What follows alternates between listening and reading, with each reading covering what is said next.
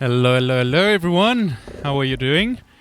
So we are back today for another episode of Alicia Unleashed, the podcast for streamers by streamers.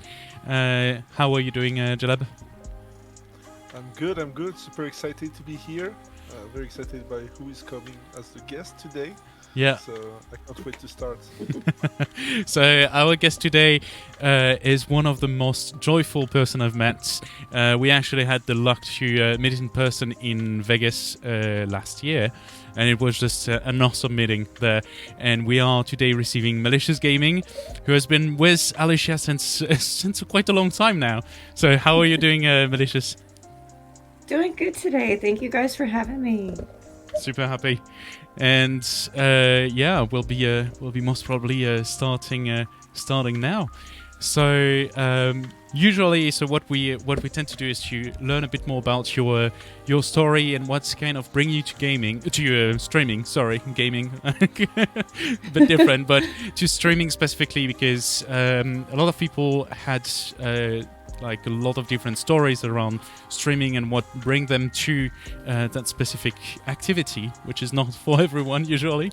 So what's your story around that? Well, my story started kind of funny though because I knew nothing about streaming, and it was kind of a fluke accident that it even began. And I was in a community on PlayStation. So Okay. this is where it all started. So I was on PlayStation, and we had like this group of people who we would live stream on PlayStation in this feature that they had on the PlayStation, which is no longer. And one day I just saw this Twitch button and I had no idea what it was. I was like, oh, okay, I'm going to click that and that's what we're going to do today. And before you knew it, I had people interacting with me through Twitch, but I had never seen Twitch, never been on Twitch, never knew what it was, and grew this community of people. And they were always in there saying, oh, we just love watching you play these games. We love chatting with you. This is like so much fun. And so it really went into this thing where I was like, okay, what is this Twitch? And what are these people even doing? How do they even know I'm here? And so I ended up going in there and thought, man, this is like a community for people. And this is what I love. And if I'm bringing joy to somebody's day or bringing a positive message or, the gaming world, we can say is there's a lot of toxicity, right? So my whole theory was if I go in there and I just like bring in some team spirit, some positive influence, try to make everybody have a good time, that's what I wanted to create. And so that's just pretty much where all my streaming went into, was for the community to, have a place where people can come and be with people they can enjoy really playing with, just we want to go into games. We want to have a good time. We don't want to go into a game and feel like we just wasted an hour of our time because it was miserable. Yeah. We want to, bring everybody together and make it fun. And it's just branched off from that, from the streaming now. It's really turned into a community aspect where we chat outside of the streams. We have Discords. We have all these things and get-togethers. TwitchCon, that's the other big one. So we always try to have these meetups now where we look forward to it. So yeah, that's kind of where it all started. And it's quite a funny place where you were on Twitch without knowing that it was Twitch. And had no idea. So for you were on your PlayStation playing, and you had some random people coming in and starting to chat with you, and not I was just like, where are these people coming from? How do they even know? How do they even know where I am? Like it was like really one of those things where I had to ask people like, what is this and what am I doing? And they're like, oh, you're on Twitch. Oh, that's awesome. I'm gonna go follow you. And I'm like, okay. How do you even do that? So yeah, it was, I set my Twitch up through my PlayStation, my original Twitch. So I'm actually on my second Twitch account because at one point in time I did close that down, which was probably the biggest mistake of my life. I had like over 7,000 followers, had a lot of people in there. but I didn't know what it was. So I was just like, okay, I'm going to close this and open a new one and change my name. And the funniest part, though, I should probably kind of retract and go back to, is for the longest time, people didn't know I was a female. So my community was really, there was a lot of male members in this community who always called me bro, brother, blah, blah, blah. And I just went with it because I thought, you know, stereotypically, girls get a lot of flack for being a gamer. So I was like, if they think I'm a guy, they're just going to treat me as an equal, and this is totally fine. Yeah. It wasn't until the day I used my microphone that everything changed. So it was like, they're like, wait a minute. Are you a gamer, girl? And I was like, I'm sorry, guys. I'm sorry. No one really ever asked me, so I technically didn't lie. You know, went along. Like. But now everybody knows I'm a female because, of course, you see my face and I'm out there, and now I just don't hide it. Now I try to like really empower people to say, don't be afraid. Yeah. Because I was, you know, it's if you're treated with disrespect, don't engage. Just walk away from it. It's, you know, we earn that respect. We play hard. We have fun. We're all about community and love and sharing that love and support with each other. And it shouldn't matter about anybody. Like nobody's preferences or anything should ever matter of anything. It's like we're all about the love. Yeah. So it's a very interesting point. It's I think so. Basically, since we started Alicia Unleashed, we only had male streamer. So it's not a topic that we had a chance to talk about. But when actually you start using your mic, have you seen like a big difference into the exchange that you had on Twitch and yes. the people coming in? Yeah, absolutely.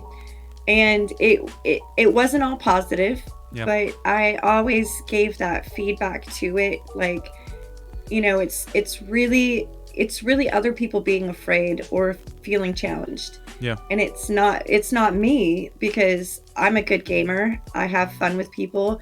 I interact very well with people. I try to bring that positivity. Some people just cannot accept that.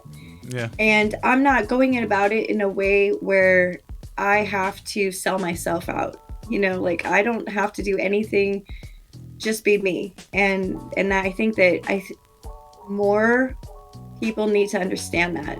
Yeah. Like it's not a persona. It's not, you don't have to pretend to do something that you normally wouldn't do. Just get on and be you and have fun with people. That's the best part about it. A good thing. Get on and be you and just have fun. Yep. Hey, even Faze. if it's a bad day or a wonky day, you know, like I get in here sometimes in my pajamas and just go, sorry, this is what you get today.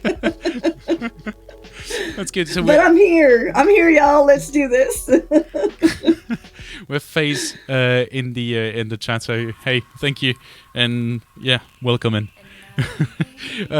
So yeah, one of the things. So you said you had this first account on Twitch first, and so you closed it. When did you start on Twitch?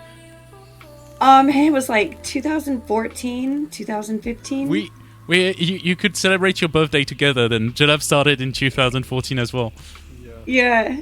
It's and it was the same account.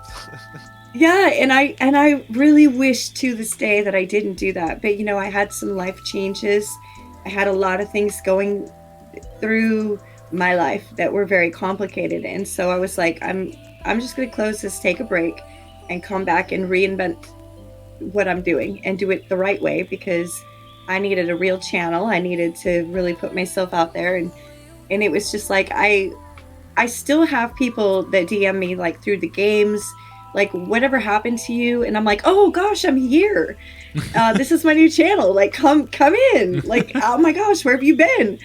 And so it's like one of those things where you just keep going. You know, it's always moving forward. You just always have to, no matter what the setback is, just keep going. And you know, I'm not in it for fame or fortune, because that's not for everybody. I'm here for community and just bringing positivity to everybody. So that's good.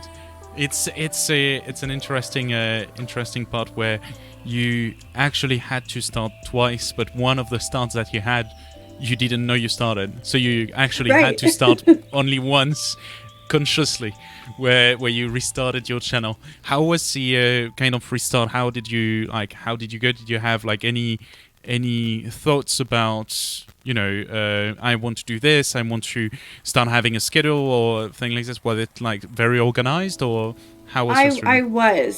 I was when I first came back to Twitch, I was very calculated in everything that I did. I had maintained a very steady schedule, kept up with everything, was always putting the announcements out, making sure that people knew, like, hey, I'm going to be here. You guys can come and join anytime. And then I went through some more life changes. And so then it was like, okay, now I have to take another break. So I came back a little disorganized, and now I'm very spontaneous about everything that I do. Yeah. And I'm working on some projects, and so that takes a lot of extra time away from my stream time, because I do work and I have a farm and there's a lot more going on. But I am coming back into, like, here's my schedule, this is what we're doing. I went through a recent rebrand on my channel to do GTA roleplay, which is nice, like a roleplay community, right? Yeah, so yeah. I maintained a very friendly, family-friendly channel for a very long time. It was like PG all the way across the board.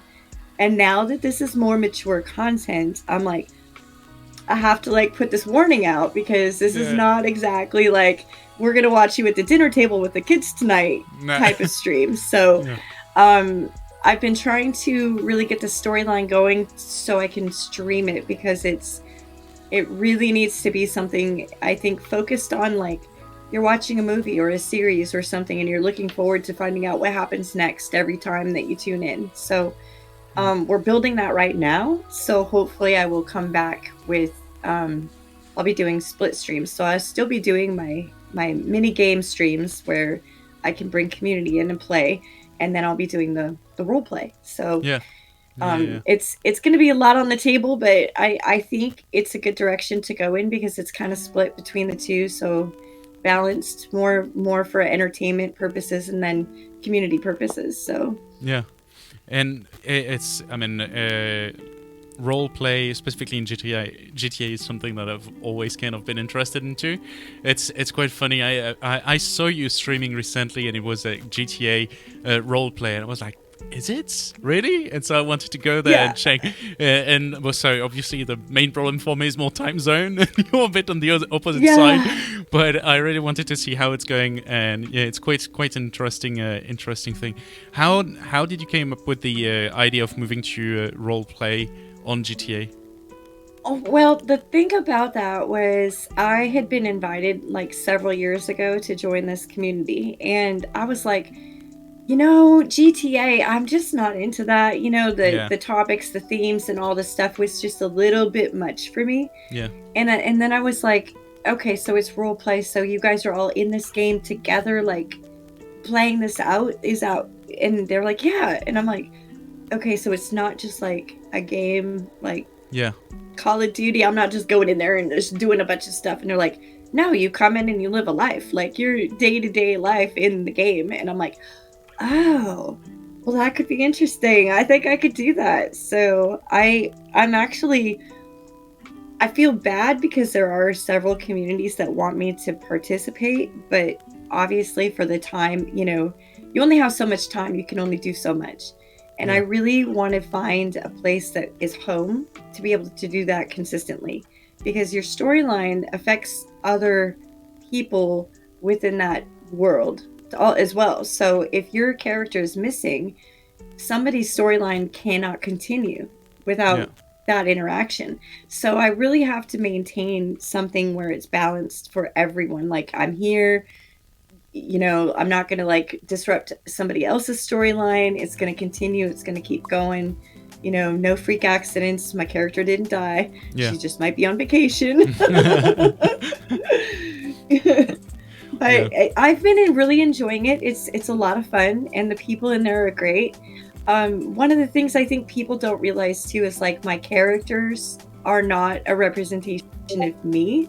So if I'm doing something that might not be like people say, oh my gosh, Mel would never do that. Exactly. Mel would never do that. And that's why I'm role-playing. Right. This is one of those things where it's like, okay, I can get crazy with this, but I still feel like internally sometimes like scared. Like, oh my gosh, like this is making my heart pound. I'm sweating right now. Like I'm nervous. Like these things are sometimes crazy, but it's still so much fun. And the people that you role play with are very supportive as well. So it's not like people are really out to get you. Like we talk in the chats outside of the role play and they're like, hey, you know, good job. Don't stress. Like you did great. You handled that well, whatever. And it's just like, okay. Yeah. So it's been fun and I can't wait to share all of that with everybody. Yeah. It's a thing of the, like on the role play, I was kind of always scared on, you know, there is a lot of rules that you have to follow if you want to play along. So many rules. And that just kind of, you know, throws me just in front of it. So I never really took the step to do it because also it's like, oh shit, I mean, I won't be able to do that well. So it's just a matter of really meeting the people within the game that can help you and kind of guide you, you know, because if you're unsure about the things that you can and cannot do, you just like hook up with the people in the game, in character, and just say, hey, I'm new to the city, or I'm kind of new here and I'm trying to figure this out, and you know, is this okay to do? It's totally perfect to do that within the game. The main thing is always staying in character. You do not ever want to be out of character. So if there are questions, you always take it to like their Discord channel chat and then ask the question there so it can be a little bit more defined. And that's kind of how I do it too. Like if I'm really concerned about something happening that I'm, okay, what are the rules here? Like you can't engage, you can't just go shoot somebody. You can't just do crazy things. There has to be a story behind it. There has to be interaction behind it. Yeah. Because in real life, well, yes and no, that stuff happens or doesn't happen. But in real life, we engage our lives with thought process and you know, maybe some spontaneous decision making. But we really, in the role play, go forward with everything is balanced. You know, we have to have a reason for everything that we do. Yeah. So you can't do something just crazy because, you know, it's a game. You have to justify what you're actually doing. Right. It's quite cool. Hey, Leluxo. Alex is just saying that it's a good way to forget your life for a few hours and put yourself into someone else's shoes. Sorry. Well, I can't read anymore. Well, and like one of the things is like I personally in real life drive like a grandma. Okay, like I drive slow. I'm always cautious of everyone around me. I follow all the traffic laws. And in the game, I am crazy. I'm all over the place. I'm wrecking my car. I'm speeding. I'm trying to, you know, I'm doing all the things that I'm living vicariously through this game. Like doing the things that I would be terrified to do in real life. Yeah. Like, oh, I'm going over 60 miles an hour. Oh God, you know, like, and in the game I'm doing 140. So it's like. And I actually, that's almost unrelated question, but kind of. You did a road trip to go to Vegas, right? You drove to the TwitchCon. Well, no, we didn't drive. I flew down, and a friend of mine had driven down. Drove the whole way. Okay. And so I was like, "There's no way. There's no way." I mean, I could probably like do a 12-hour trip driving, but I don't really want to. Yeah. I don't really want to. It's a weird thing where for me, holiday, so when I'll be back at some point later on in the US and for holiday, it would be like trying to do a big road trip. Either way, you know, West Coast all along the way or East Coast or maybe like Central.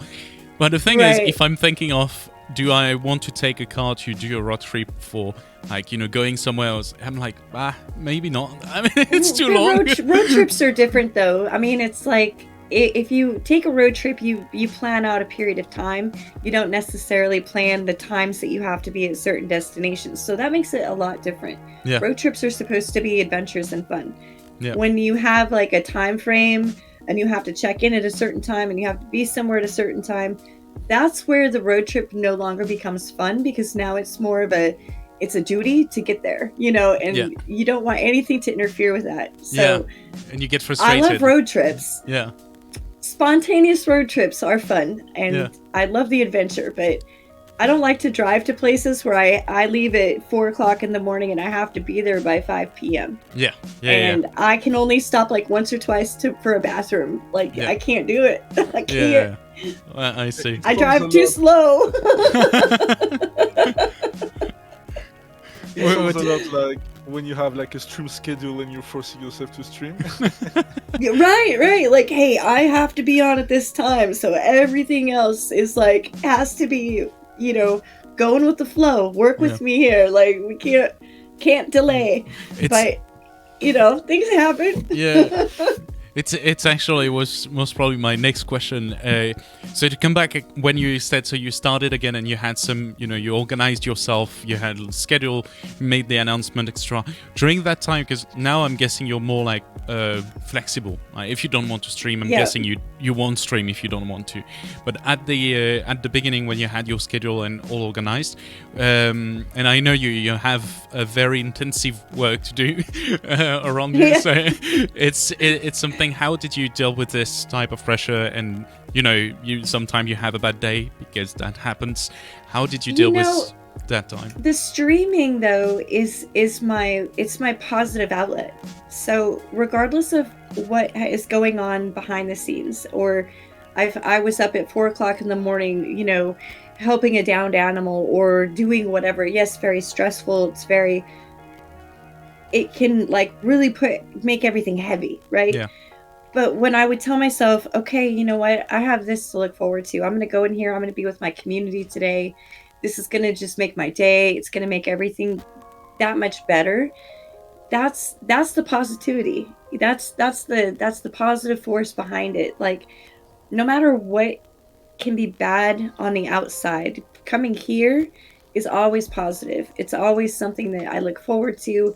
I'm happy every time somebody jumps in my chat. I light up. I'm excited to see them, and that's what it's really about. So, you know, I think more people should look at streaming as a way to bring in positivity and not create something negative. You know, I mean, it can be, but we have to make it positive, right? Yeah, definitely. So you didn't experience that pressure of streaming. You saw that more like as a release pressure and kind of enjoyment. That's interesting. I've never looked at streaming as something like I had to do it or I didn't want to do it. Streaming to me has always been the thing that is one of the things that I really look forward to, and it actually hurts when I cannot do it. So it's like, oh, I feel that in my heart, like, oh, I can't get on today. Oh, this is like, people are going to be missing me or something. I'm going to be missing something. And this is so it is positive. It is a very positive thing in my life, I think. Yeah. Oh, that's really cool. It really depends on the on different streamers and how they live their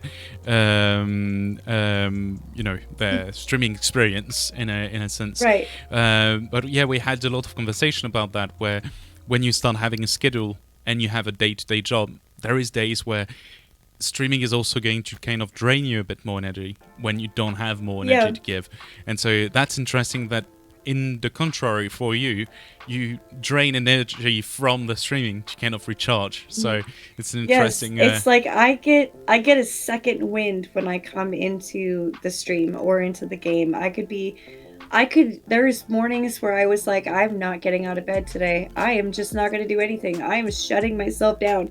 And then it would be like 11 o'clock and I'd say, you know, I should get on a stream though, because that sounds like it would really make my day. You know what I mean? Like, it's just one of those things. It's a very positive thought that I have. And maybe I've embedded that in myself. or it could be the people who come into the community who just really, I look forward to their presence, because those are positive aspects to look forward to. Yeah. And so, like, overall, you had, or at least streaming for about 10 years. You streamed for at least, I'm guessing, 5 years, if we count like breaks. On all of those hours of streaming, is there one particular moment that you remember specifically and that you'd like to share? Oh my gosh. Well, I did a fundraiser, and I think that was probably, people do fundraisers all over the board, right? Yep. And so I really had looked into it, and I thought, I have to really see if this is even a possibility for me. But I was really blown away, because the fundraiser that I had done, I didn't just meet my goal, I exceeded it by like 3 times. And so I did the fundraiser in the aspect, kind of like maybe some people do, like, if you donate, I'll stay on longer. We'll just keep going. And I think I was on for 26 hours. Okay. And I literally just at that point crashed. Yeah. And I was like, this was the most wonderful experience. It was the most draining experience. I really had to take like 2 days to reset after that, because I was down. Like, it physically shut me down. But I was so overjoyed with the response and the people, and more people that I never even had seen before come in and said, hey, our friends told you were doing this. We're here to support you. And that's the thing about community, right? It's not my community. It's not your community. This is the community. And these are the great, wonderful people in it that support these things and support us as streamers. So and I just have to put my gratitude out for that, because that shows me, like, there are so many people out there who really care and want to come in and support and help. So that was a big deal for me. I think that was probably the biggest, best experience I've had. Yeah, that's really cool. I've done few fundraisers, and it was always something quite cool. It's really, really interesting to be part of that. I've heard horrible story of other fundraising, but at least the one I've done was were quite cool. But yeah, we have a message from Elixir, so it's back on the topic just before. But so for me, streaming is a moment when I simply want to play but not alone, to chat with people about everything and nothing, to have a nice time, like when you go to a bar, and to meet people and discuss and laugh with them, which resume quite well, I think, also what you were saying. It's where you actually meet the community and have this kind of social exchange, which is great, than just at the end of your computer.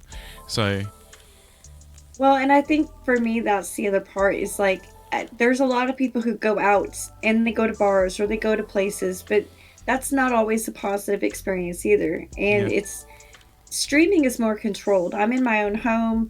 I'm in control of what's happening to myself, what's happening around me. I can project that positivity. I kind of control that narrative where I don't allow the negative to affect any of the community. Yeah. So that's the other part. Like, you can't control what other people are doing in the outside world, right? Like, if you go to a bar and you're drinking and something bad happens, you can't control that. And so this is a safe place, and it's safe for me, it's safe for other people. And it is a way to, get people into like community games or some squad games like in Call of Duty or whatever. It's a safe place. And, grab your 6-pack, come and play, hop on the game. You don't need to go to the bar. You just come and play with me and have a good night. And okay, it is like cheaper. Nothing bad's gonna happen to you. It's much cheaper to do that compared to going to a bar. Right, exactly. You don't have to drive anywhere. You're not gonna get in trouble. You're not putting yourself at risk. Just stay home. Right. Just pull it out, get your drinks, get your snacks, get on the game, and let's have a good time. Yeah. There is one topic we didn't touch at all, is the COVID time, where I'm just thinking of it, where it was like, oh, just stay at home and enjoy. And I'm like, yeah, actually, it's kind of the motto of the COVID time. Yeah. So were you streaming more during the COVID period? Yes. Oh my gosh, yes. So I was on two platforms at that point in time because people on Facebook wanted me to be streaming on Facebook. So I was doing like 12-hour days and splitting it between the two. And once things with Facebook kind of fell through and I was really just not comfortable staying there, because it's not a gaming platform, it's a social platform. So for me, that was like, they're not putting enough care into their streaming content creators. No. And so I just really didn't want to continue there. But now I'm back to Twitch exclusively, which I feel a lot more comfortable with. Yeah. But you know, I was doing it a lot. I was all round the clock. It was like, oh, well, I got a break. Let's stream, you know, like let's just get on and do it. But I built a good community over there, and a majority of them have come back over to Twitch. So I feel good about that. Yeah. It's. I mean, for a lot of streamers, it started on Twitch during COVID. So, I mean, I'm including myself on that lots of people. But it was a different time where actually, like, you could really invest a lot of time into streaming, and I mean the platform was overly used at that time, I'd say. It was. I think during the COVID period, it was very. I mean, everybody wanted something to do. Everybody wanted to feel like some connection with someone. Yeah. And streaming brought that to people. You know, when life kind of went back to normal. I'm not going to say normal because nothing's ever going to be like it was, right? But when we moved forward from that, people realized, like, you know, maybe that wasn't for me, or maybe that wasn't, you know, I don't have the time now to dedicate to it.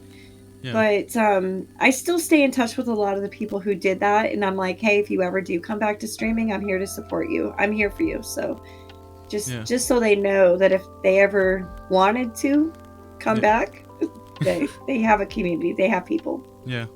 Yeah. So, yeah, I mean, Twitch, it's... sorry, I'm struggling to find my words. You're good. So it was a discussion that I had with people even before, like, all the Alicia thing and like anything that. But during a specific time, there was a lot of discussion about Twitch not really being aware of the very strong community aspect of the small to medium streamers. There was a lot of focus on the partners and all of that, but actually what makes Twitch is not really... I mean, the partners are great. I'm not complaining about them or anything, but it's not about community.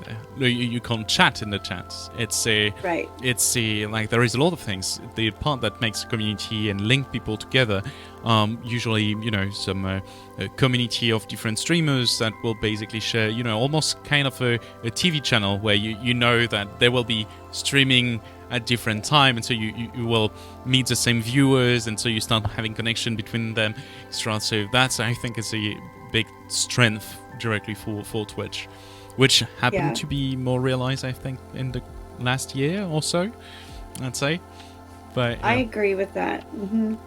And I think it's important for people to understand, you know, it's not necessarily about the big partnered streamers. You know, community is based around the people, and we are the support of Twitch. So without the small streamers, Twitch really wouldn't be here, to be honest, because we're the ones giving the support and supporting the larger streamers or the communities. And viewers are viewers. You know, there are viewers who are only there specifically for certain streamers, which is great because they're giving their support, but they're not a part of a community.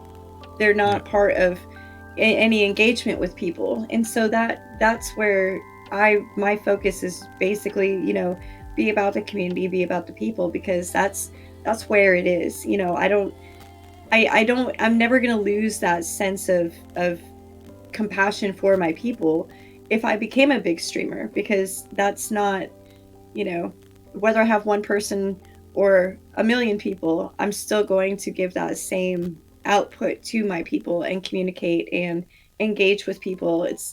I see that when I've been in partnered streams and there's no response, reaction, interaction, engagement. It's just pretty much like sub to me, pay me, watch my commercials, enjoy the ads, blah blah blah. And it's like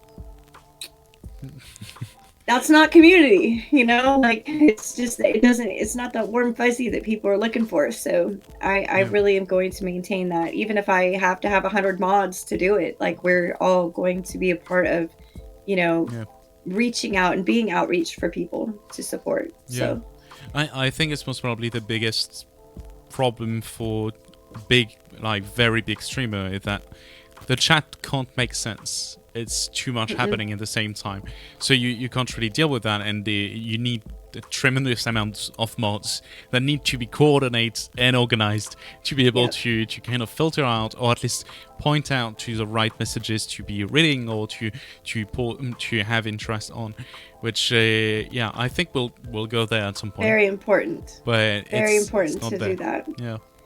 Yeah.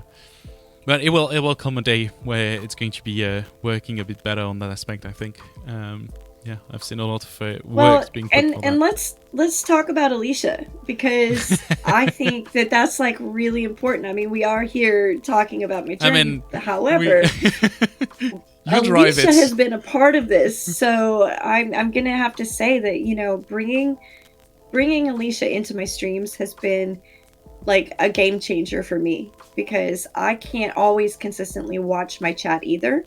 And we're talking about big streamers who never watch their chat.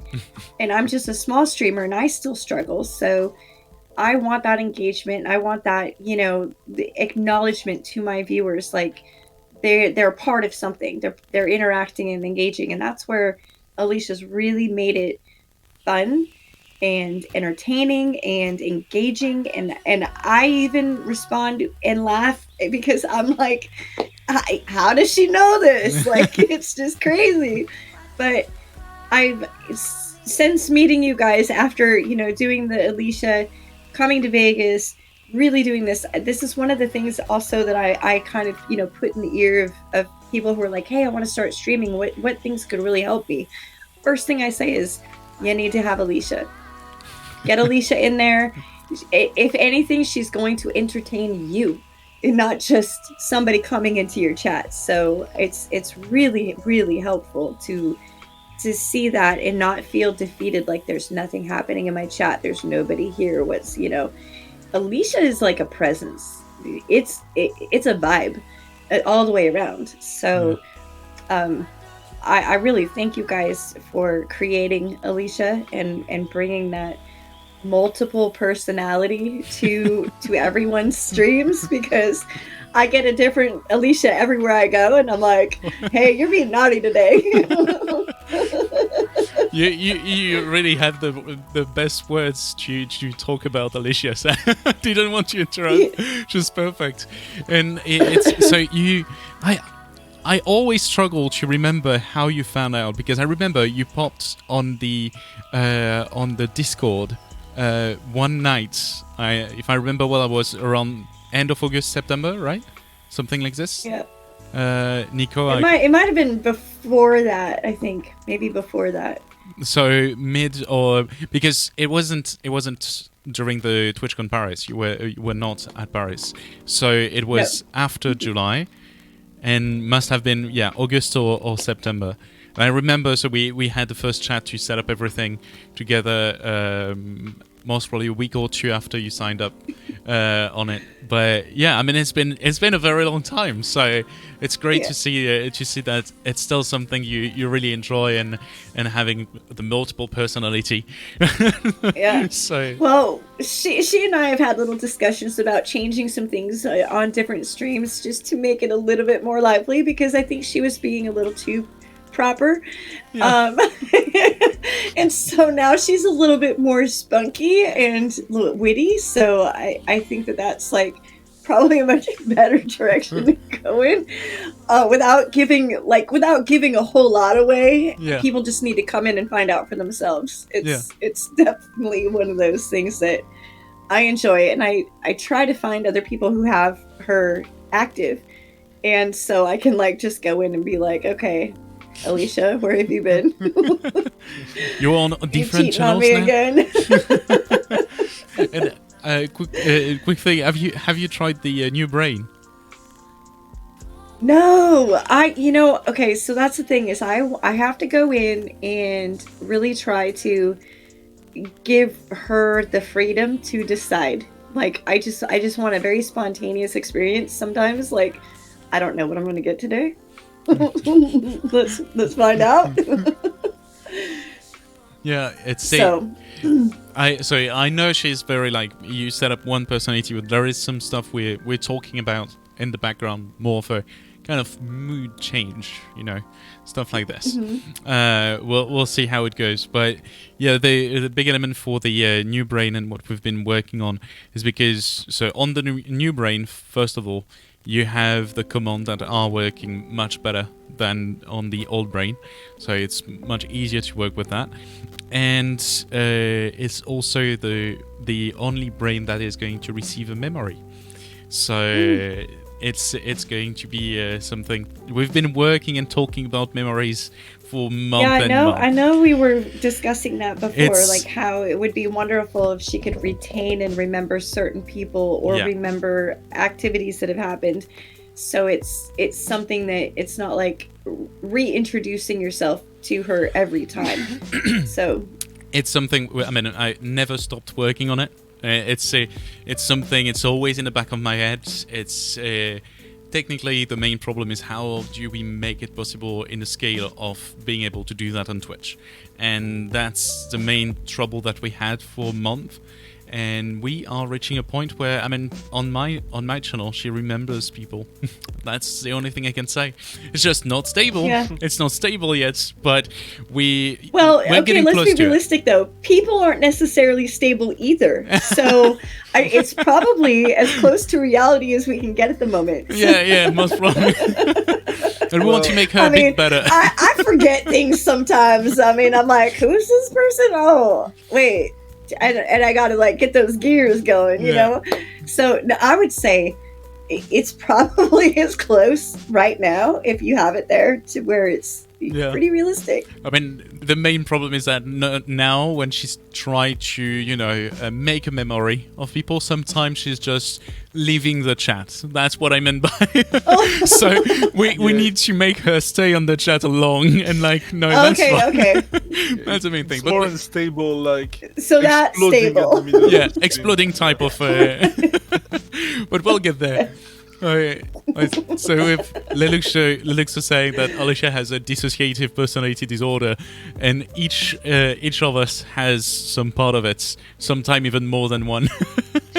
Yeah, and even in just one stream, she might change.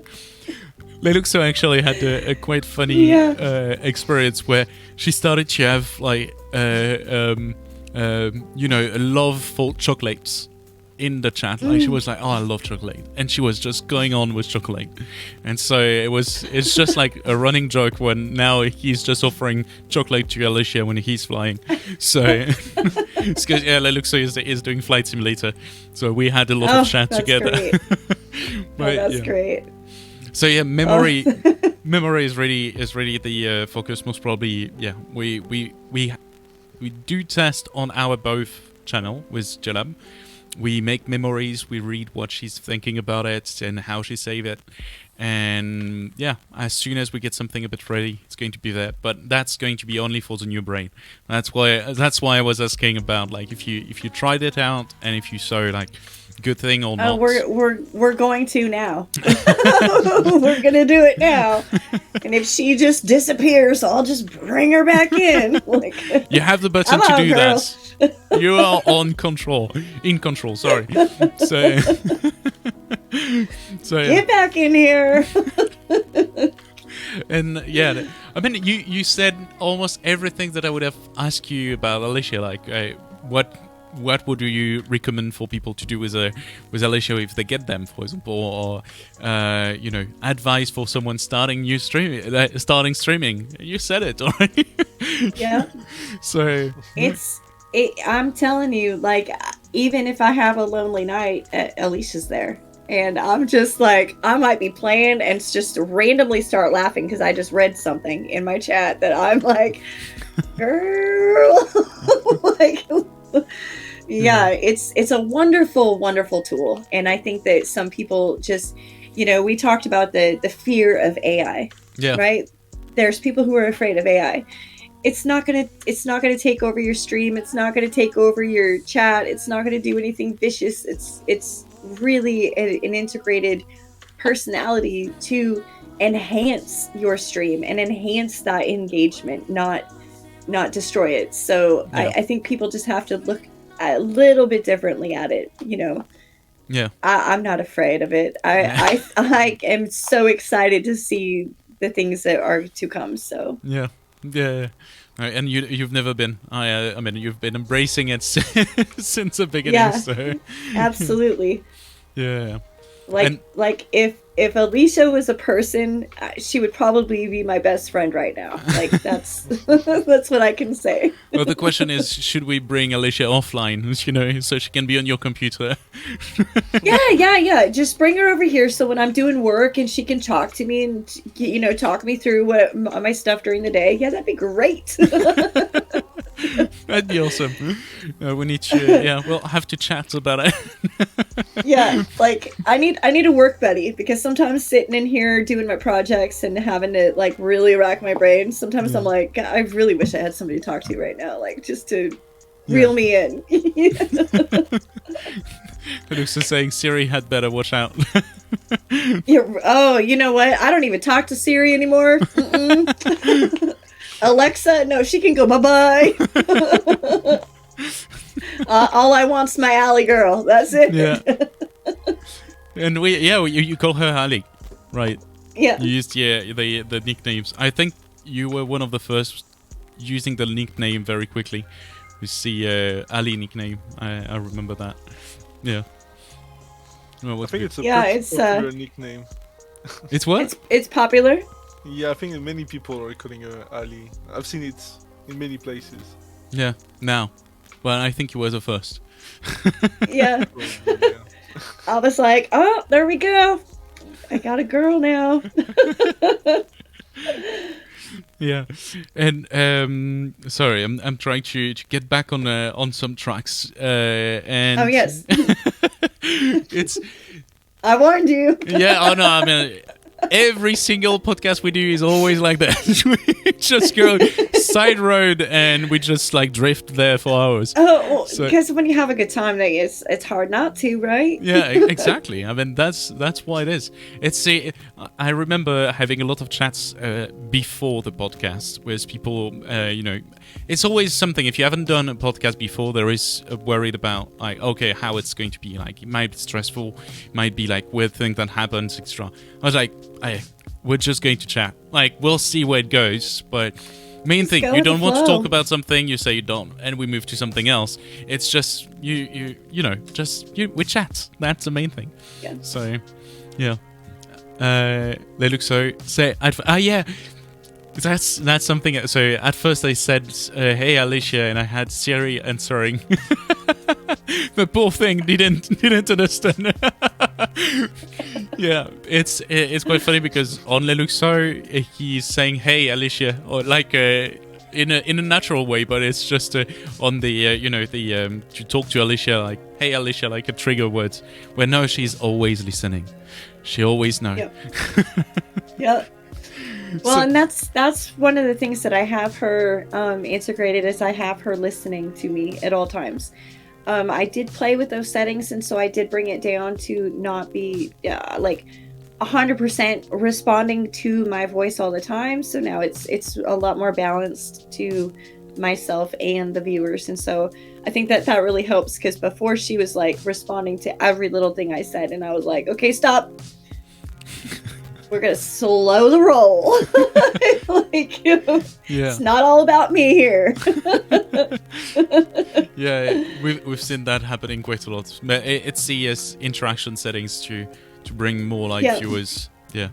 Yeah, and I really appreciate that too, because it's not, like I said, it's not all about me. Like, Yeah. I want the focus to really be on my viewers and my chat. That's the whole purpose, because I can't always give 100% to my Yeah. chat, and so Alicia's really important in that aspect, and so and people have so much fun with her. there's still some people who don't know that Alicia is an AI. So I haven't said anything. I'm just rolling with it to see, like, maybe when they figure it out, like, they'll be like, dang, What? that's so good. Like, And there is a big hint, like just in the name. There is a big hint. So, yeah. yeah, it's good. But I remember when we actually started was one of the thing where we kind of had to disclose it. So Alicia was saying directly, like, if you ask a few things, she would reference like, oh yeah, but I'm an AI and then blah blah blah, and we had to kind of build that in. Now we're more flexible on that, and specifically, for example, for quick anecdotes on that. But the on the new brain, she's more into character. So what happened is usually when you switch to the new brain, you have to redo your profile a bit because the new brain works differently, and that happened to me when I'm playing Flight Simulator with a co-pilot. I was like, very realistic, dark, professional, all of that. Your airline co-pilot, so, process, standardization, like everything should be working fine. I go for flights, and then, I'm streaming. So I'm like, hey, just around, where is the runway? And she was like, you don't know where the runway is? I'm like, no, but and she said, it's not possible. Security first, like you can't do that. And she was just, yelling at me like, the fuck, you're not doing your job. I'm like, okay. So I had to tune it down because it was too much of an airline pilot. That's actually probably what I need sometimes. You can have that. It's funny because it gets in the way with the stream because Yuba was asking, hey, can you do a shout out? Or can you change the light? And like, no, we have more important things to do, like finding the runway. Yeah, that's true. Yeah, she was literally not because the main problem for an airline co-pilot is you're in the plane. There is safety first, and your captain is saying that he doesn't know where to land. The main things to do is to find where to land. And so when I was like, oh, Alicia, change the lights. No, the fuck, I don't want you to change the line. So it was just like, yeah. Oh, that's great. That. But yeah, that's something to try. So big warning, when you change to the new brain, you'll have to do some tweaks on the settings to make sure that the profile match what you want to do. Sometime you can have some surprise. I think that's great, though. I'm probably gonna have to take more potty breaks, because I'm gonna be laughing so hard. Yeah, but we had done some curated profile now. I mean, Dylan, if you want to go on that. Yeah. So, some time ago we made possible to share profiles, and so you could share your profile with the community and also import a profile for someone else. And so we've been creating a lot of profiles for people and for ourselves as well. And so we decided, hey, why don't we put them available and easy to import on the dashboard? So now we have some created profiles that anyone can try, and so that if they're bad, they can come to us and say, hey, they're bad.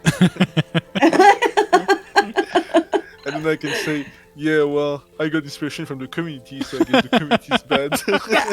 Yeah, we got a thumbs up from our community today. They like this. I guess we're all that's bad. Great. Yeah. I mean, I think I know which one. Like, there is one specifically because the Alicia I like to have is a grandma. Like, having a grandma, a bit grumpy, but like my grandma, I'm her grandson. And so that's kind of the thing. Like, she's nice to me, but very grumpy to everyone else. And so that's kind of my thing with it. And so I can see there is a grandma, so I know where he picked the grandma from. So. Yeah. And that's the fun part. I did not. You did not? Oh, I hate you. I hate you. No. I picked two different grandmas and I mixed them to the super grandma. Oh, okay. Fair enough.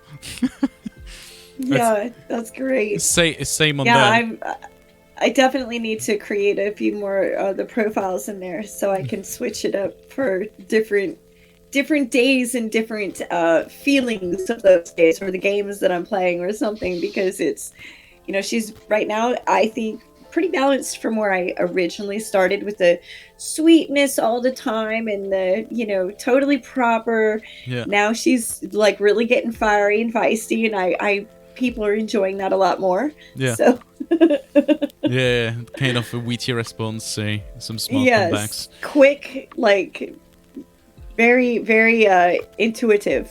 I'll say that.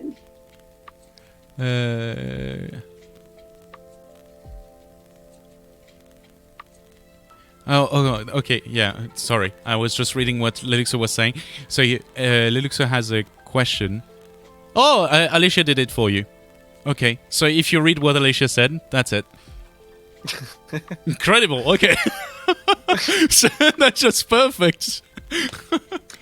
Okay, so that's great. Now, creating the first profile was actually very simple, because you just input how you want the engagement to be and how you want it to like kind of cater to your needs specifically. And so that's all I did, was put my information in about my community, what I do, what my main focus is, and she just really kind of created all her responses based off of that on her own. So it was very useful and, very positive. And anytime somebody came in, she would actually respond with those responses that I like influenced. I'm not even going to say I created it all, because what you put into the settings is just the influence. It's just the input. And she really creates everything on her own from that. So it's very simple.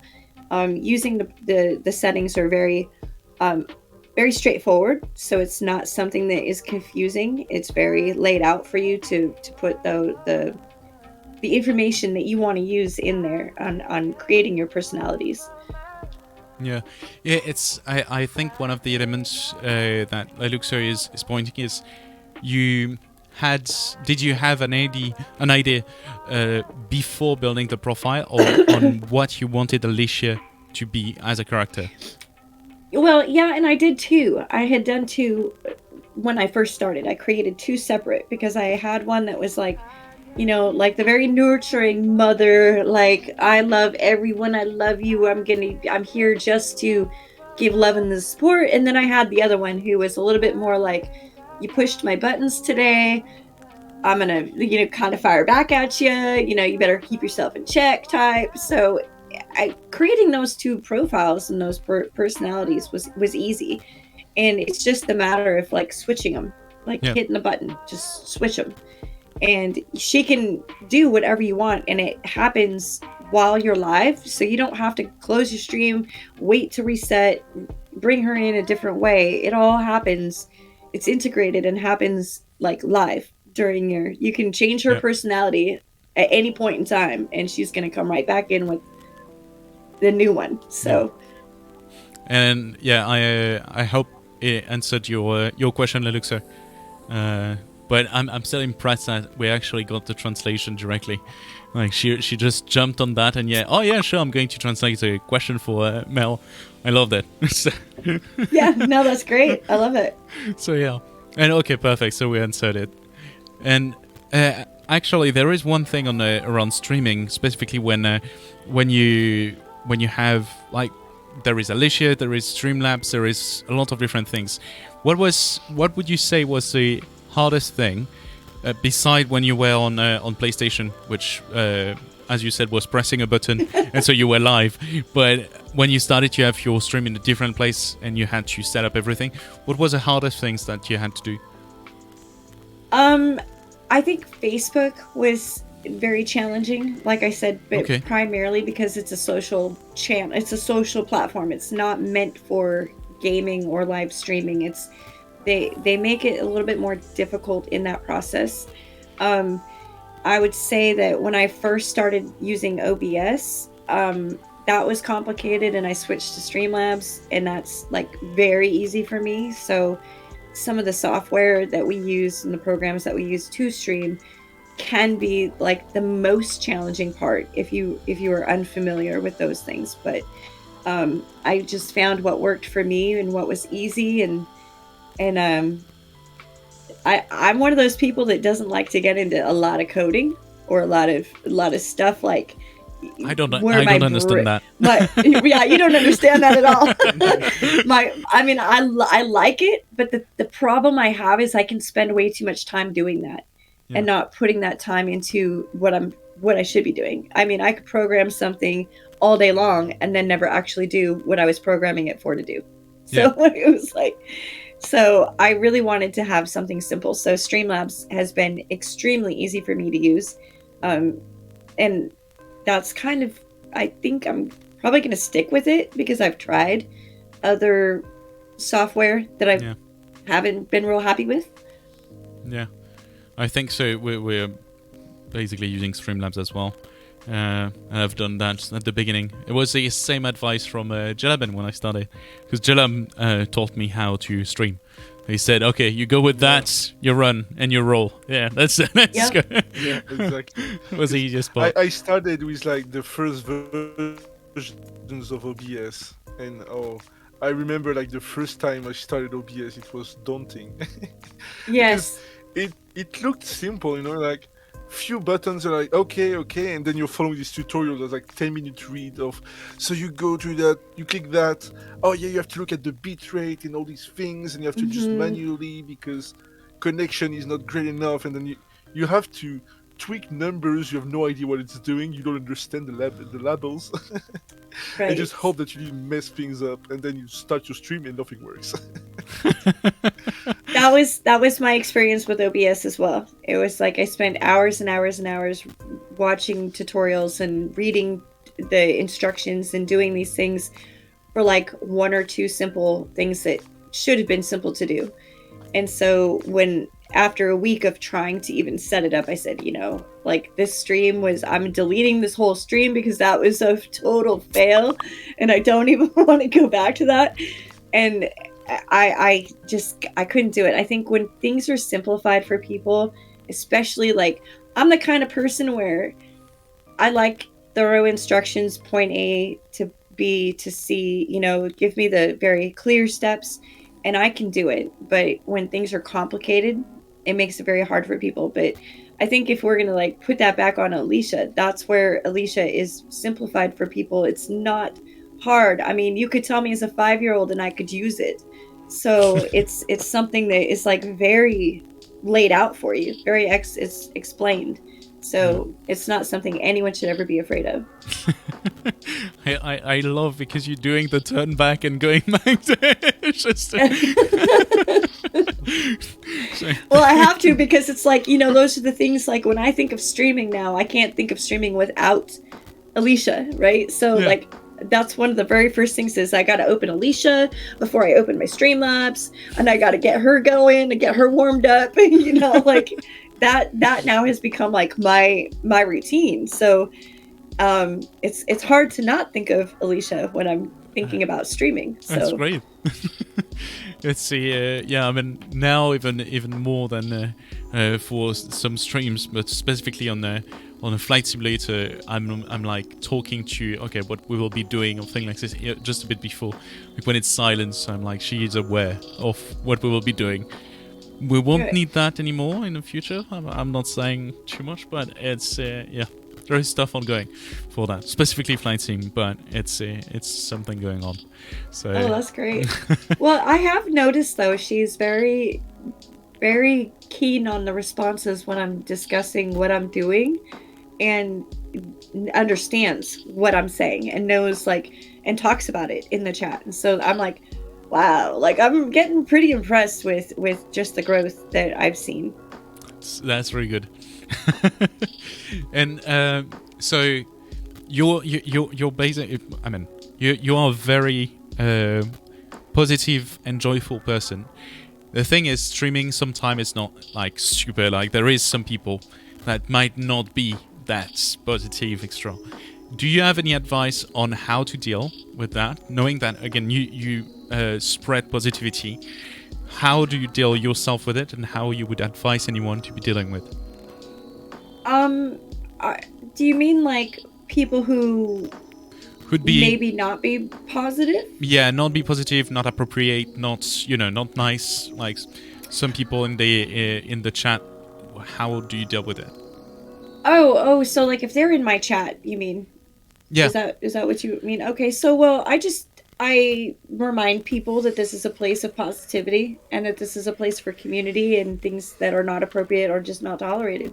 Yeah. If people want to send me a DM and maybe tell me like why they feel frustrated or why they feel that way, and we can talk about that, I always give people that opportunity to, like, Okay.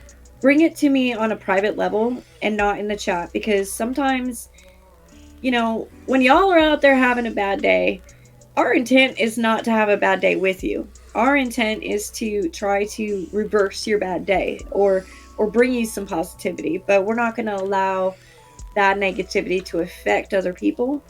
But I do open myself up to people to say, if you want to talk to me in private about what's going on, I'm here. Maybe we just need to find a good place for you that you can vent, or that is appropriate for you to do that. But here is not the place. This is a place of love and positivity. So Yeah. No, that's really cool. It's so by doing that, you've seen people being like, either way, how I have the word in French, désamorcer. De-escalate. De-escalate. Thank you. That's yes, a word. de-escalate. Yep. Yeah. Yep. Yeah. I try to remain diplomatic. I never come at anybody with any kind of, discouragement, because I don't want people to feel like they cannot express themselves. Yeah, but sometimes in the chat it's not appropriate. It's not something that we want to be sharing with other people. I mean, we have to be sensitive in our culture now with society, and understand that everybody goes through something. Everybody's got problems. Everybody has something happening. And our intent is not to trigger other people or create an atmosphere where it's going to, create that for someone else. So we try to really remain positive at all times. We do a lot of Discord chats. We do a lot of, I'm not going to call it counseling, maybe peer counseling. We can call it that, peer counseling. Yeah. Where we take people on the side and talk to them and just say, if you're struggling with something, talk to us about it. Maybe we can help you. Maybe we can find an outreach for you, or some kind of resource for you that would help you. So people are not alone. We don't want anybody out there to ever feel like they're alone or rejected or anything like that, because we are a place of exclusivity for everyone, inclusivity for everyone. So bringing them in and having them maybe have a different mindset and understand, like, hey, you're not alone. We may not know exactly what you're going through. Your struggles are not ours, but we can help you and we can be there for you. But definitely not in the channel, not in the chat, not in the streams, because that's a place that we are creating a positive space. That's cool. And if I rephrase, just as like for one sentence, but it would be, if you see negativity in chat, bring in like at different level, but leave it out of the public chat with everyone. Like kind of right. Trying to. And that's the thing. It's like people's problems aren't everybody's business. Yeah. It's not something that everybody needs to know about, and so keeping that privacy of people is also very important to me. It's people have come to me with very, very intensive private matters, and I would never ever dream of having anything like that on the stream for other people to use as some kind of tool against them. So making sure that we know that people understand that there's always a safe place for them, that's number one. That's the most important. It's really I mean, it's a hard topic, but I think it's something to also have people aware that is something that's most probably going to happen at some point. Like, your chat is open, so unless you make it closed, you will have different conversation that might go there, that might also feel uncomfortable, and that you have different ways to deal with it, and so that's always something to keep in mind. So it's a really good way. So yeah. And my mods are really good about it too, and they'll message somebody if something is escalating in the chat. They'll private message them and say, okay, hey, come into the Discord or come here and talk to us, but we're going to leave this out of chat. And We're going to delete any messages that could be potentially triggering, or somebody might react on it or say, oh, what, this person has a problem, and we don't want that. We don't even want other people engaging in a negative way or questioning someone or making them feel belittled in any way. So that's priority for us, is just to make sure that nothing is ever in the chat that's going to be something that creates a negative experience. So it's really good. And I think, I mean, to me, that's the part where not everyone talks about how, like, all of those different aspects that you have to deal with being a streamer. It's not something that you will be prepared before it happens. Like, you start learning about it usually when it happens the first time. Right. So. Yeah. And when we talk about like other levels of like toxicity or abuse or harassment and things like that, we just block and ban. We don't even engage in it. We don't give it any kind of validation or any kind of acknowledgement. It's just a very quick, like, you're gone. We're not even going to let that influence anyone in this chat or feel like it's not going to affect me, because I know that those kind of people, that's all they want is a reaction, and they're not going to get it. They're just going to be gone. There are hundreds of thousands of streamers on at any given point in time, and you can go pick any one of them, but you're not going to do it to me. Yeah, millions. Or my community. You're not going to do it in this chat. Yeah. Sorry, buddy. Yeah. Bye-bye. It's something that someone mentioned at some point on, like, different tools that can happen, but it's a shared, kind of shared ban or kind of warning type of, someone who has been inappropriate in a channel, and you want to, you're in a community of streamer, and so you want to share that information to your community of streamer. So at least they've been warned. Not saying there should be auto ban or anything, because again, stuff happens. I'd say it depends on the level, obviously. I think a lot of the people that I am involved with in the community that are also streamers, they're all aware of specific people, and they're all doing the same thing, because certain people just create havoc everywhere they go. And so a lot of them have actually come to me with that very thing, like, hey, we banned this person, and this person probably should be banned in yours too, because they're going to come for you next. And it's like, hey, thanks for the heads up. Appreciate you.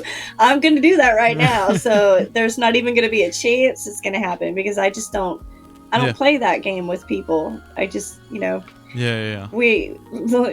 it's not invited into our community, we don't want it. Like, the negative has no place for any of us. Yeah.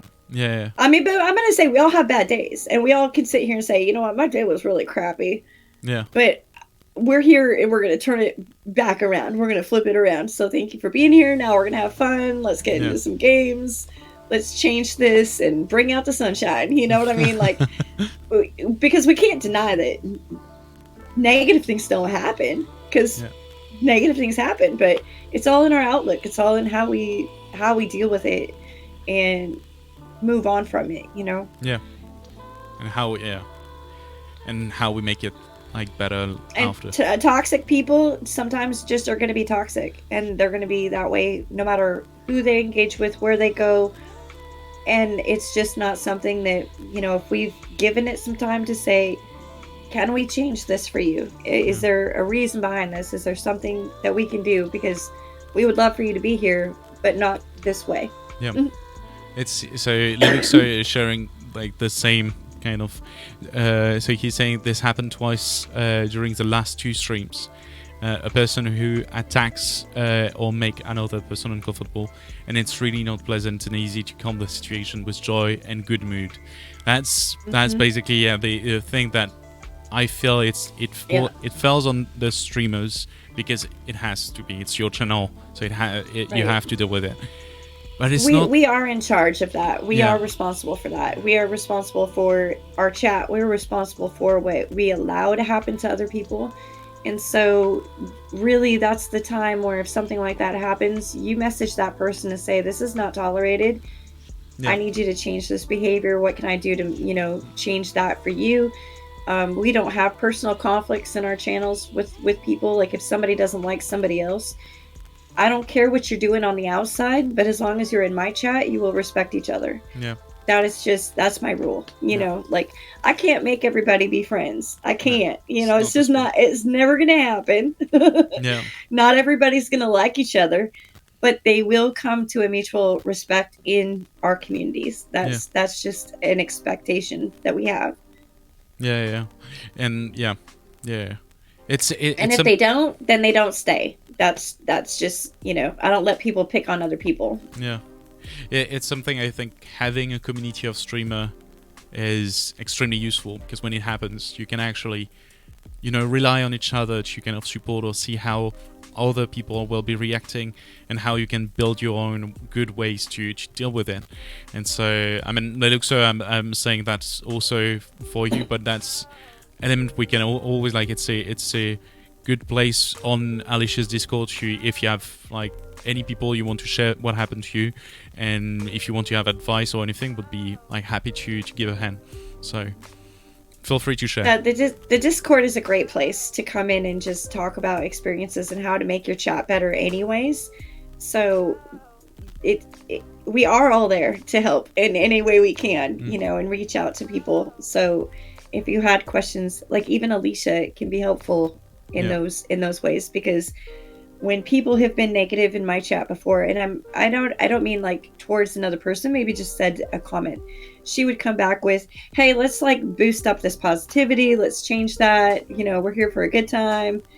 And it's a reminder in place for people to not be like negative or downing on stuff. So and just thought I'd throw that in there, because she does help with that too. She does.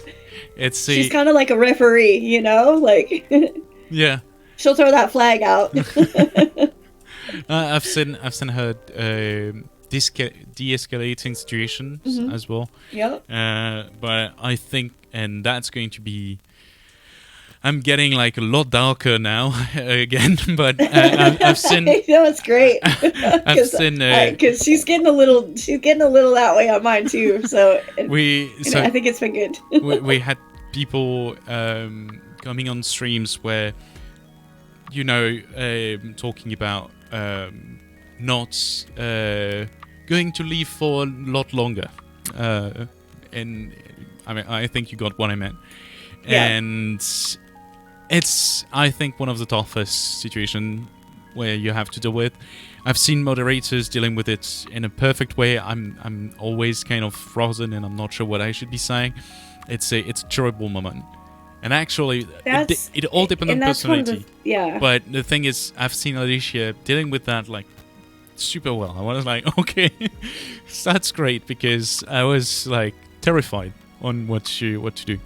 So, yeah. Well, and that's what I was kind of saying before too, about sometimes when people bring in things that are like on that level, and that's when we reach out and say, you know, come into the DMs, come into the Discord, and come chat with us real quick. You know, Mel's streaming, she can't really do anything but come and talk to us, because my mods will pull people out of the chat when it's like that at that level, and because we don't want to know that something like that is happening, and maybe somebody just needs reassurances or validation, and getting that is maybe what they need, but our chat is not the place for it. So and Allie's actually responded with things too, like, you know, sorry that's happening, and you know, what can we do to cheer you up, and you shouldn't think that way, and but it's like, you know, I think people are looking for a lot more than that. So we just pull it out of the channel, out of the chat. We don't talk about that kind of stuff, because it is a trigger for some people to even see something like that. We just don't try. We acknowledge it, but we move on from it. I should say that. We give them that acknowledgement, and then we move forward from that. So dropping that topic to move on to something more positive in a sense. Yeah. So one of the thing we usually ask is also what's next for you in streaming. Is there like any plan that you have? You were saying a bit earlier that you are planning a new schedule, and so you'll try to have that going. So what's your next plan? Well, so currently I'm back to streaming like the mini games like Call of Duty, whatever kind of community games I can do, Fortnite, and then I will be building the storyline to be streaming the role play soon. I hope soon. It's just storylines are evolving every day. Yeah. And changing every day, and so I've not found a good starting point to really come back to like say, okay, here's a recap on what's happened and just kind of give a backstory, because some of the stuff is really not good to put out there, because we're just gonna say in the role play some bad things can happen, and some bad things have happened, right? So I don't know that it's appropriate to really share a lot of that, but you can. We're gonna start. It's fine. We'll start off back in the diaries, because the theme was the pawn shop diaries, because my character got a job at a pawn shop, and this opened up so many things for her, and it just really kind of carried on from that. So I think when I come back, the plan is to actually have the diary of what's transpired, of everything that's happened, and then we'll go from there, so everybody can kind of see the little, interlude to the stream. They can read the little diary, see what's happened, and then they don't feel like they've missed out on something. So yeah, it's it's gonna be interesting. I'm just gonna say that. But as far as everything else, like the stream aside, I'm working on some other projects and some partnerships with the streaming, and of course working on the TwitchCon. Gonna be hooking up with you guys, helping down at San Diego. So hopefully we have a great experience this year, and really looking forward to that. Other than that, it's just trying to really put my stuff back out there and rebuild the community, since I've been absent for a little while. Yeah, that's cool. I'm really looking forward for the LP, to be honest. See. Yeah, and I have such a hard time, and I have to apologize ahead of time, because I have a hard time. In the RP, everything is push to talk, right? Yeah. So they can only hear me if I let them hear me, but the chat hears everything. Yeah. So I may be saying stuff that is out of character, that might be confusing, because they don't realize like I'm speaking out of character in stream chat, but this is not my character talking now. So now I'm like, so it's gonna be. I think that's where it got confusing for people the first couple times I did it. Yeah, because they're like, well, what's happening? I'm like, well, they don't know. I can't say, because they don't know. Like I have to be in character. Yeah. So. I just had an idea about the you could create a character which is kind of schizophrenic, and your little voice could be Alicia in the chat telling you to do stuff.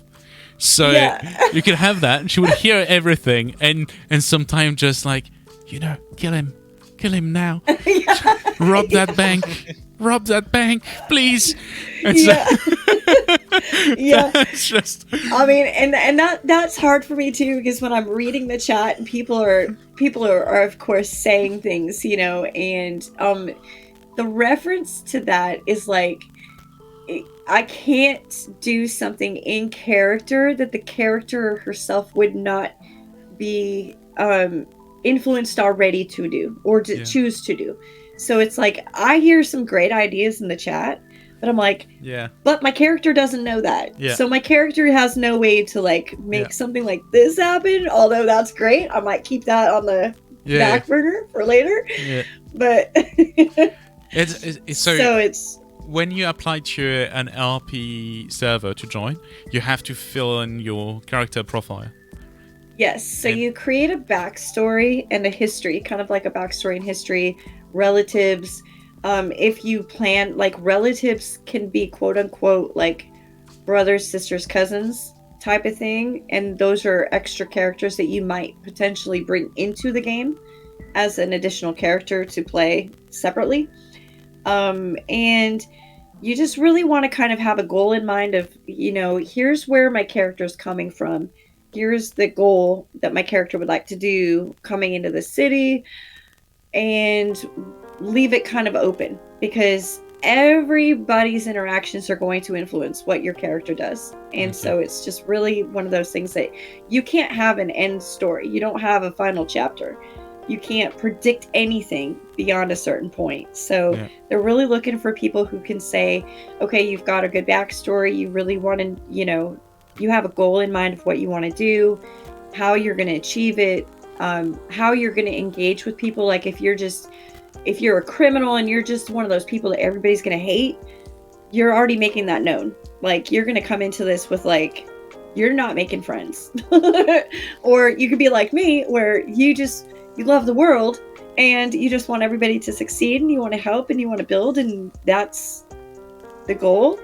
And so it's, every character is different. And my character has a sibling that might be dead, not coming back. I say dead when I refer to dead, I mean not coming back, because she left the city for traumatic reasons. And may not return. So so things can happen, right? Like your character, you could kill your character off if you wanted to, but my current character is not going anywhere. My current character is she's kind of more or less out for blood now. That's good. She went in all sweet and loving everybody, but she got burned and she got hurt, and so now she's like, that's about as much as I can say. So it's a twist. Plot twist. So Leluxor was saying, he had 3,000 hours as an NSPD agent. So I didn't know that, Leluxor. We'll have to talk. That's something. I've seen some video about it, but yeah, again, I'm looking forward to see that in real time. So yeah, cool. Yeah, it's gonna be interesting, and it's gonna be, I think, once I can get like the story reestablished and get her kind of going, it's gonna be good. So yeah, I'm kind of nervous, but it's like every time I jump in, I'm like, oh, what's gonna happen today? Like I don't know what other people do. That's the thing. I have no idea what other people are doing, thinking, planning, plotting, executing. So it's like that's what I think. That's what makes role play so suspenseful. Is that you don't know what other people are thinking, doing at any given point in time. Like everything has to be played out in the game. So your communication, you're calling somebody on the phone in the game and talking to them and asking questions, or you're meeting with people in the city, whatever happens, like it's very unpredictable. Yeah. And even if you think you're making friends, they might actually they might not be your friends. Exactly. So I mean, and I think my character learned that the hard way, because she got manipulated by the law, she got manipulated by the gangs, she got manipulated pretty much by everybody that she's ever talked to, because she just wants to believe and have faith in everybody. That why would they lie? Why would they lie to her or lead her astray? They're all there to help her, right? Yeah, obviously everyone is nice in GTA. I mean, like nobody's got bad motives or intentions. No, that can't happen. That's not true. No. So yeah, she's I think, like in any kind of villain type scenario, there's always a story for why the villain became the villain. Yeah. And I think that this is probably gonna turn more so into a villain story eventually. Yeah, I can say that much, because it's kind of what happens, right? I mean, but I would never be a villain in real life. I can't. Like I have guilt. That's why there is a RP. But we have some. It's in the French community, but there is someone who is organizing an RP with like writers for Zomboid, right? Jalab? Yeah. Zomboid projects. Yeah. It's the same. It's just I love the fact that people are creating storyline in games like this. It's just so cool to watch. So it's been a wonderful experience so far. I'm gonna say that. Like I did role play years ago. I did Vampire the Masquerade, and there was a role play community for that, and that was definitely a lot different than this. But that was some dark, scary stuff too. Yeah. So, but this is more fun, and this is like a little bit more realistic of like what is realistic or could be realistic. I'm not going to say it is realistic because it's not, but you know, it's in a city. There's no vampires. There's nothing like that. You know. yeah, it's a Second Life kind of. It's just gangs and government and jobs and working and. What's your character job?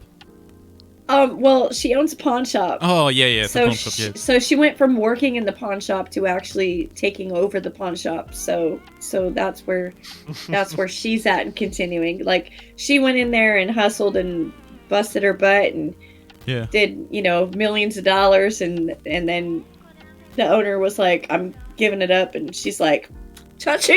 The pawn queen is here."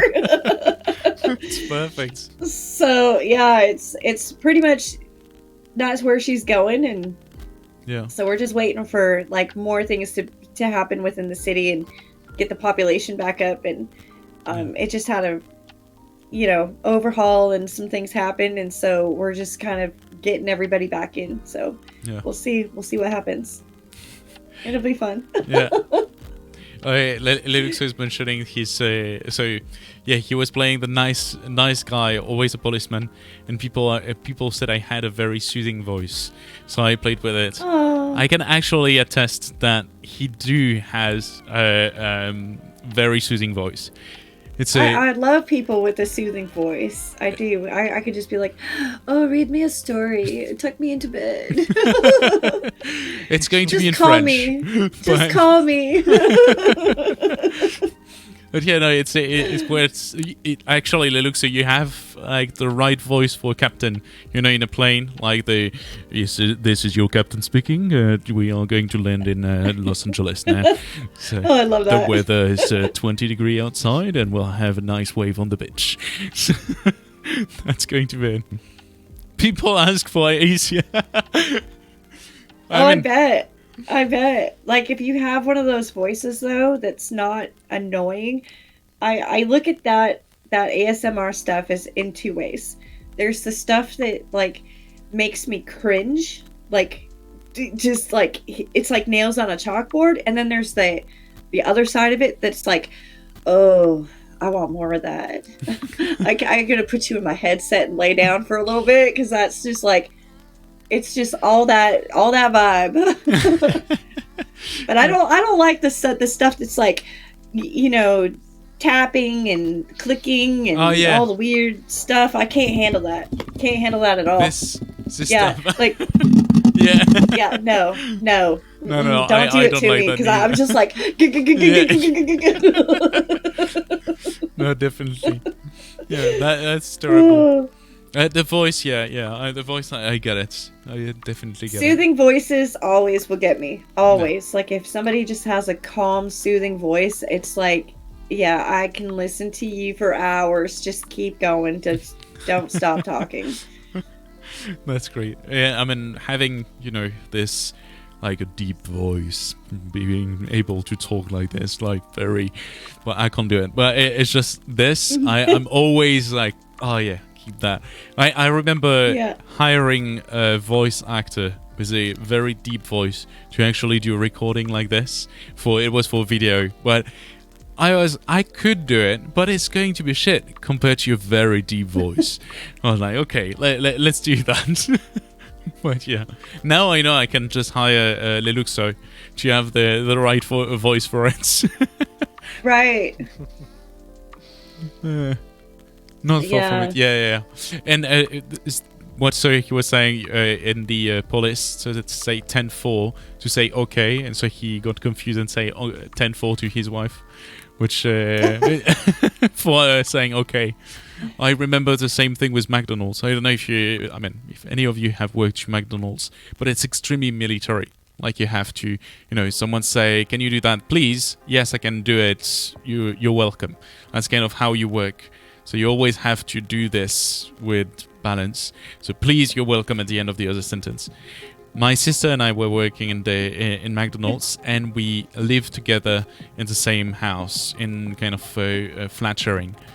And it was terrible because two of us in the same thing, we were just talking like this. Can you do that, please? Yeah, I can do that. Thank you. It's like, okay. It's because this is exactly like you have to repeat the same sentence and finish by thank you. It's a weird thing. I think though that in common speech and common dialect there should be a responses and there should be appropriate proper speaking. Like if somebody asks a question, it should be responded to in a way that answers the question. Yeah. With the question, but it's like also just I think it's what's the word I'm looking for? It's the appropriate way to engage with people. Like if somebody asks me a question, I'm not going to be like, yeah, and go, yeah, because what does that even say? What am I saying? I'm just as confused as they are now. No, the weird part was more like the buildings of it. Like you had to say something because it was on an order, from the manager, for example, saying, "Hey, go clean the sink." And as an employee, yes, I will go clean the sink. So you had to say, "I go clean the sink, thank you." And that was a weird part. See, that's weird. That's weird. It was, "Go clean the thing, please. I go clean the thing, thank you." And that's weird. And so it ended up being the way we were talking in the house, which was terrible.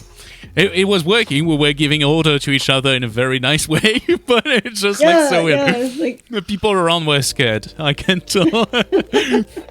So yeah. I'd be scared. I would be scared if I heard that. I'd be like, "Are y'all robots?" Exactly. What's happening? That's exactly what was happening. McDonald's. You're robots when you work there. So yeah. And so just another thing, you live with a lot of animals. We know what you have in the background. But how many animals do you have? And so how did it go that way? Oh my gosh. Well, so I've loved animals my whole life, right? And so a few years, well, I'm going to say it's probably been more than a few years. It's been a long time. I took in a first foster animal. So I brought in a foster dog and took care of it. And then I was like, I fall in love with these animals so easily that I'm like, I just have to help animals. And so it just became like a process where if they needed help, I'd come in and help them. I worked at a rescue shelter. Yeah.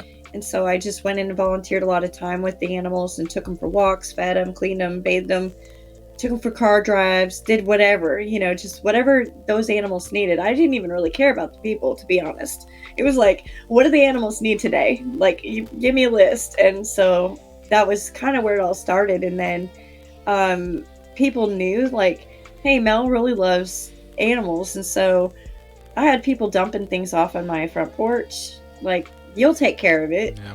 And I couldn't ever say no. Yeah. Right? Like, I'm that person. Like, okay, now I need to find a new space for a new bed. I need to get some more food. I need to do this. And I never turned an animal away. Yeah.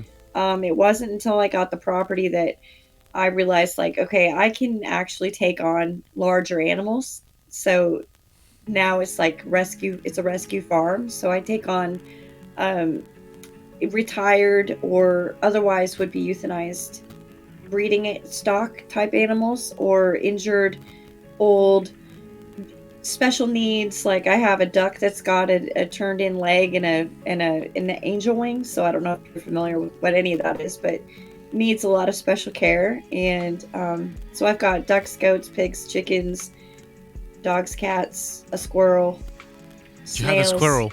Frogs. Yeah, I have a squirrel. He was a rehabilitated squirrel, but could not be released. So okay, Okay. He's indoors. He's he lives indoors. Inside. Yeah. Do you pet the squirrel? Yeah. Feed him, play with him. Oh. Yeah. I love squirrel. I had to build a huge habitat for inside to keep him in. So he's got a tree in it, and he's got a house and all kinds of stuff. So it's so cool. I'll send you guys pictures. Oh yeah, so, yeah, definitely do. And so sorry I cut you off, but so you said squirrel. Yeah, squirrel. Oh, yeah. And yeah. And do you have wait, because I'm sure I cut you off in the list, so you were saying sorry.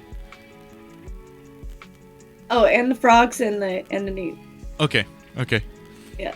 So yeah, that's a big family. That's a very big one. Yeah.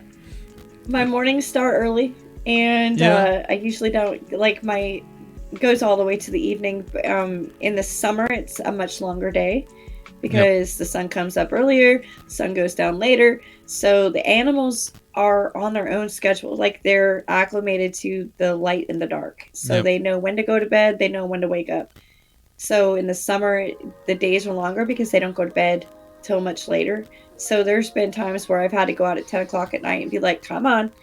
You got to go to bed. You got to get in there. I got to lock you up and secure you. Can't have you running around. It can be very time consuming. Very time consuming. Yeah, I can imagine. And then you have to deal with like health issues, accidents, injuries, all that stuff. Like, I just triaged a goat the other day. I had a split hoof, so I had to go out and take care of that because she couldn't walk around.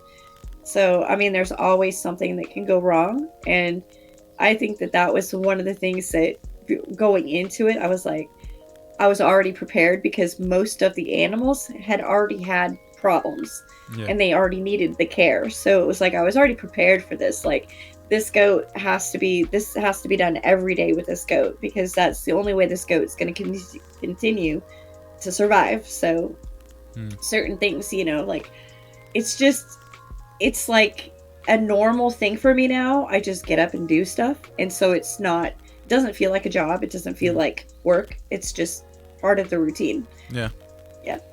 It's really cool. They're my family. They're my family. They're all my family. Oh, it's great what you do. Yeah, it's I mean, it's I don't have the word, but it's the only thing that comes to my mind is great, but I had a better word for it. I mean, it's giving a lot of yourself to help those animals. It's just super. And I'm not having the word, but you got the idea, okay? So yeah, I'm missing words. It's my brain starting I totally understand what you mean, though. Yeah. So I think it's something that not a lot of people would do. Yeah. You know, it's and that's why I do it, because it's like, without me, these animals would have been gone a long time ago. So and they can have, and they just get to be fat and happy and live life. You know, like, they don't have a job to do. They don't have to worry about nothing. They just live. Or just be happy. No work. They don't have to work. They don't got to do nothing. Yeah, that's great. No stress schedule. No like, mess up my schedule, but that's okay. I mean, Yeah. I mean, they can't do. I mean, if they could drive, I would send them to the feed store myself. But they can't. That'd be quite cool, though. Like, okay, so now I have like a full farm. So you do this, you do this. You go get the grain. Right. Hey, I'm sending the goat down for the feed. Okay, all right. Charge them, and then that's fine. All right, that's really cool. The goat can pull the cart today. That's perfect. So I think I'm running out of questions. I don't know if there is any other topic you wanted to talk about, Janab. I think I've one question.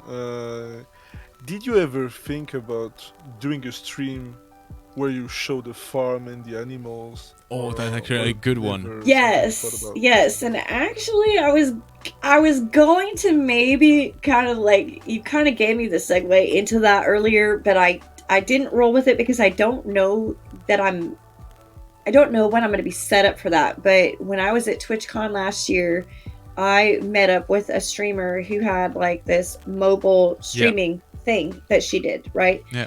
And I was like, that would be perfect for me if I could put it like on a harness and do the farm and figure out how I can stream the farm and like maybe do a once a week, farm episode of I'm going to stream my entire day from start to finish with the animals so people know this is what I do. Like, this is the work. This is the work I do. And so, I mean, and that's not actually my job. That's not my job. That's just what I do here. So, because people awesome. always wonder, like, oh, it's got to be easy. It's like having a cat or a dog. Who said that? Number one, cats are independent. Okay, you feed them, you clean their litter box, you give them loves when they want it, because you can't always give them love when you want it. They decide, right? Am I right? And they're easy to care for. On the other hand, dogs, you have to take them out. You've got to feed them. You got to clean up after them as well. But it's not always as easy as like a litter box. Okay, the farm animals. Let's talk about it. Let's really talk about it. It's dirty. It's mucky. It's poopy.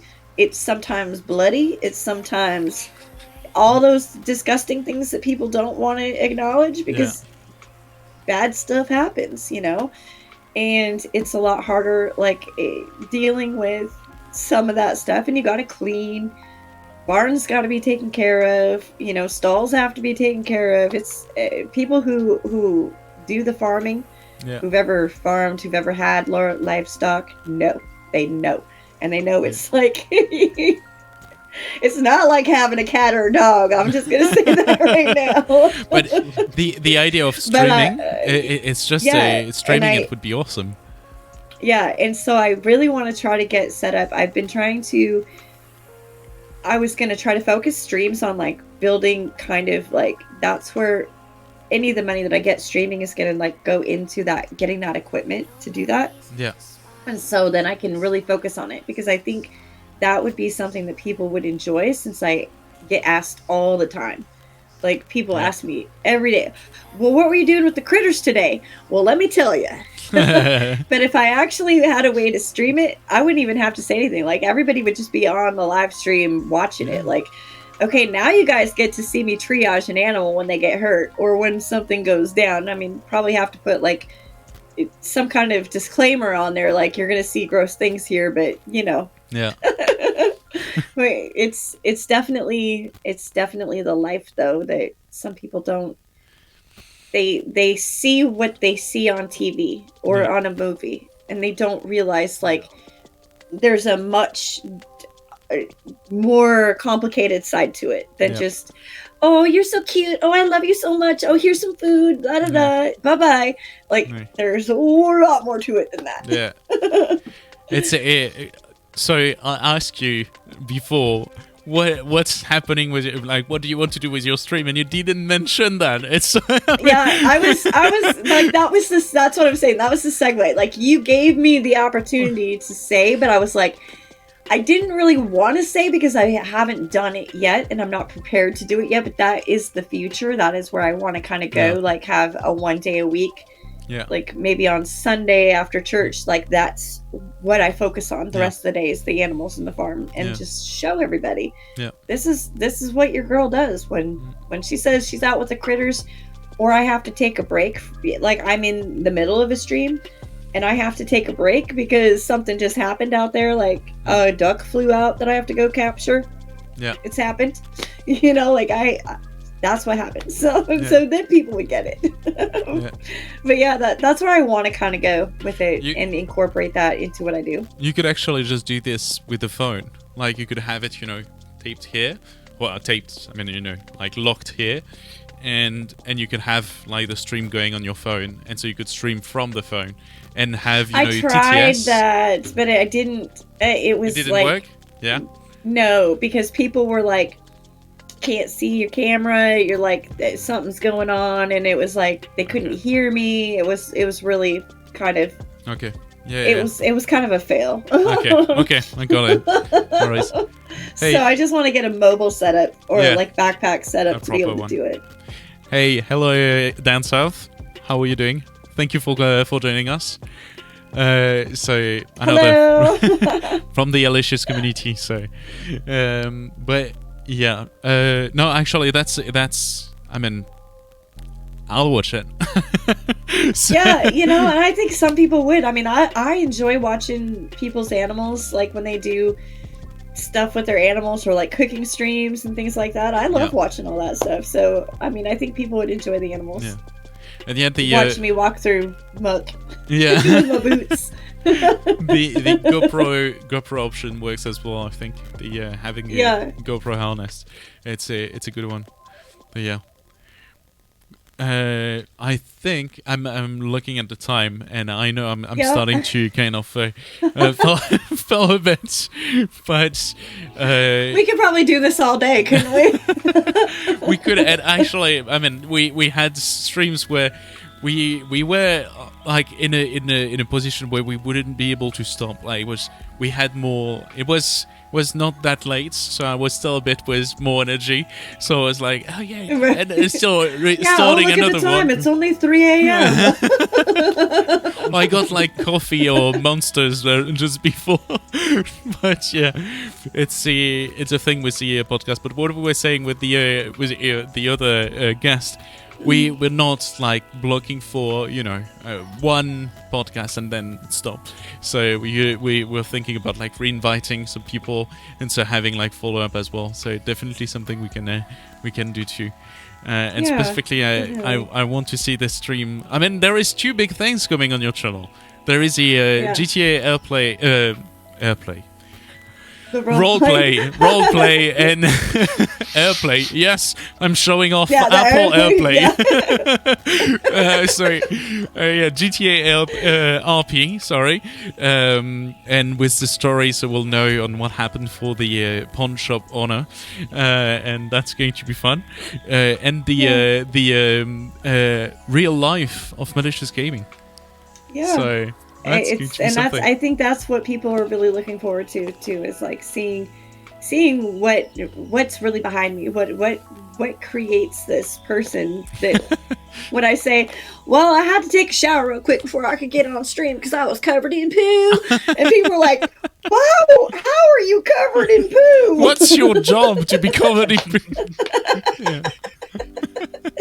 You know, they just don't get it. Like, I have a farm, and I'm like, when it's raining and mucky, it is not a good day. Winter time, that's the best. Oh, it's awful. Oh gosh, I can't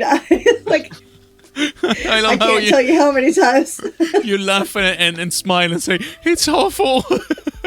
I mean, that's all I could do. I never get upset though. I never get upset. Like I'm one of those people, like, if I'm angry or upset, I'll laugh.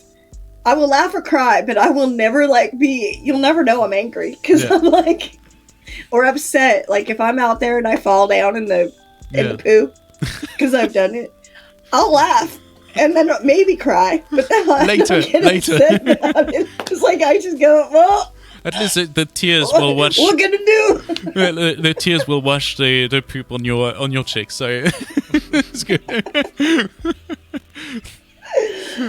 Oh gosh, I mean, it's just a day in the life, Yeah. What can I say? So, so I think we'll be most probably stopping for tonight, but we'll see also who we will be. Going to see. I will let Jalabin looking into that. It's your job. You know how it works. So.